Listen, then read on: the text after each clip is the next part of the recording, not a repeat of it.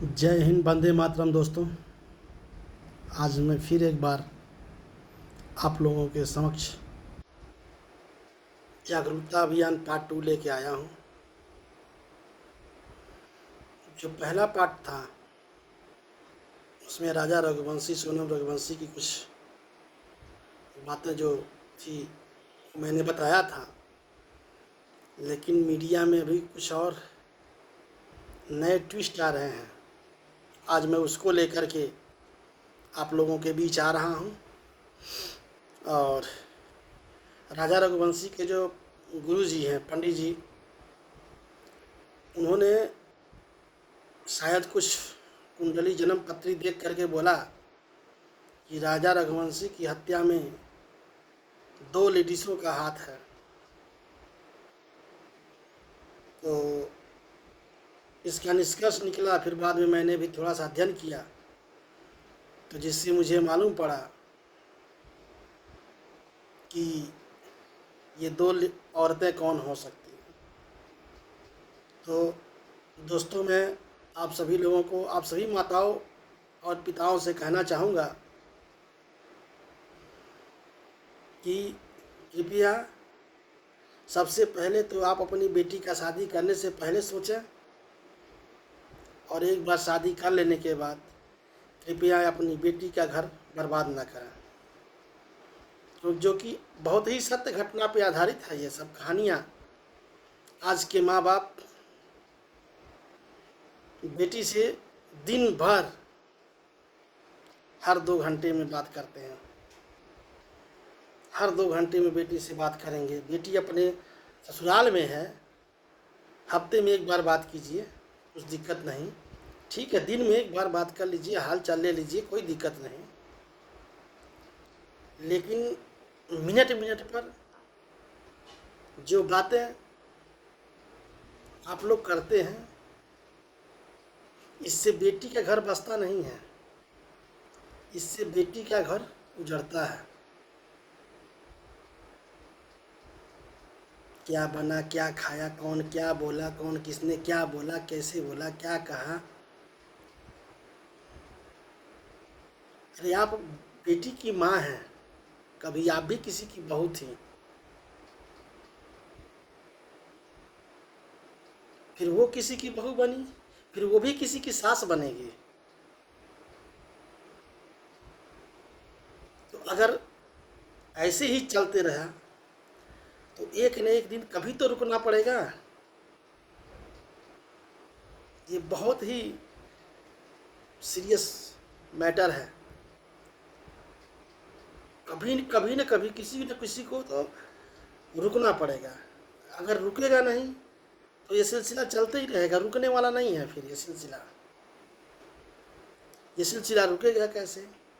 मैं इसीलिए मैं भारत के सभी माताओं से निवेदन करना चाहूँगा, कृपया बेशक अपनी आपकी बेटी है, वो अपनी बेटी का हाल चाल लीजिए, लेकिन मिनट मिनट पर हाल चाल नहीं लिया जाता है। उसको हाल चाल लेना नहीं कहते। दिन में 1 बार बात कर लीजिए, हफ्ते में 1 बार बात कीजिए, फिर देखिए। आप सास हैं, आप माँ हैं, आपके भी घर तो कोई न कोई बेटी आई होगी शादी करके, आपकी भी तो कोई बहू होगी। उसके साथ वैसा होगा तो क्या होगा?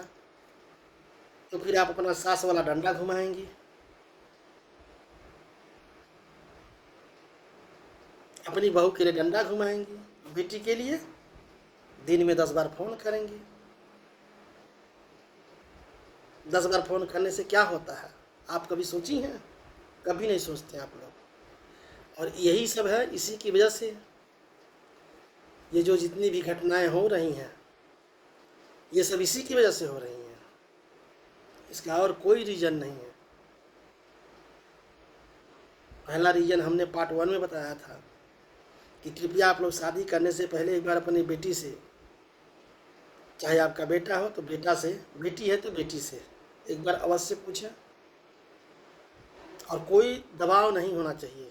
बेटा बेटी की शादी में, नहीं तो अनजान जो हो रहा है वही होगा।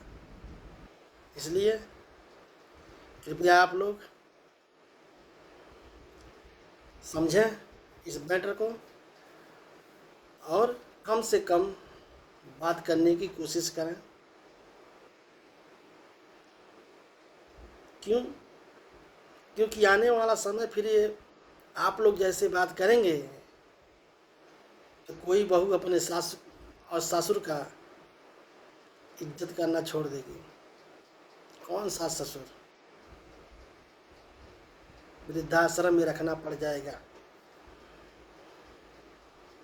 तो आप लोग खुद भी सोचिए, क्योंकि आप भी सास ससुर हैं किसी के।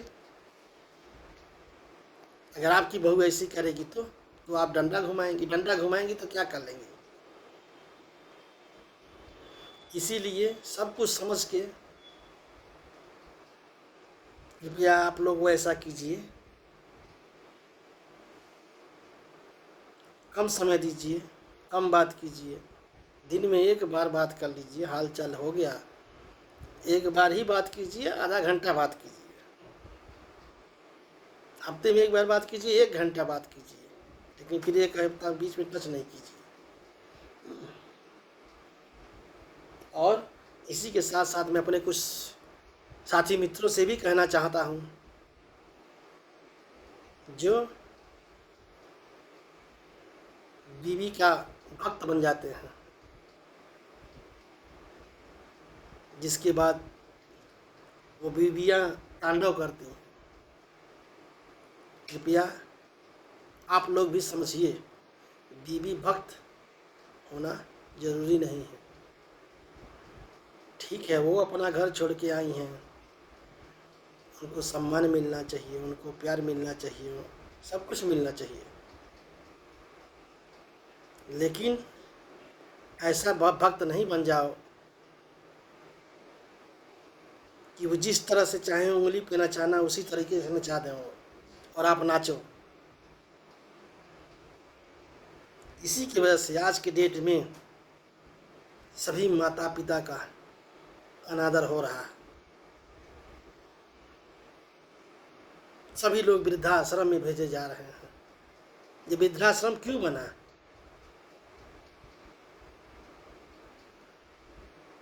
अगर वही बहू, अगर उसके माँ बाप की बात आती है ना, तब वो पूरा फर्ज निभाती है। लेकिन वही बहू जब अपने सास ससुर की बात आती है ना, तो 10 तरह के नुक्स निकाले जाते हैं। हम 2 भाई हैं, हम 3 भाई हैं, हम 4 भाई हैं, 2 महीना उसके यहाँ, 2 महीना उसके यहाँ। अरे वही माँ बाप अपने 4 बच्चों को, 3 बच्चों को, 5 बच्चों को, 8 बच्चों को पालने में नहीं सोचे। और आज की जनरेशन के बेटा बेटी, बेटा बहू बीवी भक्त बन करके बेटा अपने माँ बाप को पालने में असमर्थ हो रहा है। ये बहुत ही दर्दनाक है, ये बहुत ही निंदनीय है। और मैं अपने सभी मित्रों से कहना चाहूँगा, कृपया एक बार इसको समझें और देखें, समझें देखें। क्यों? क्योंकि वो आपके माँ बाप हैं, आपको पाला पोसा बड़ा किया है। नहीं तो आपका बेटा भी होगा, आपके साथ भी ऐसे ही होगा। जो रास्ता आप दिखाएंगे ना, वही आपके साथ होगा। इसलिए नहीं, अभी भी वक्त है संभल जाने का। ये घोर कलयुग है, लेकिन फिर भी वक्त है संभल जाने का। आप लोग संभल जाइए तो बहुत अच्छी बात है। जय हिंद, जय श्री राम।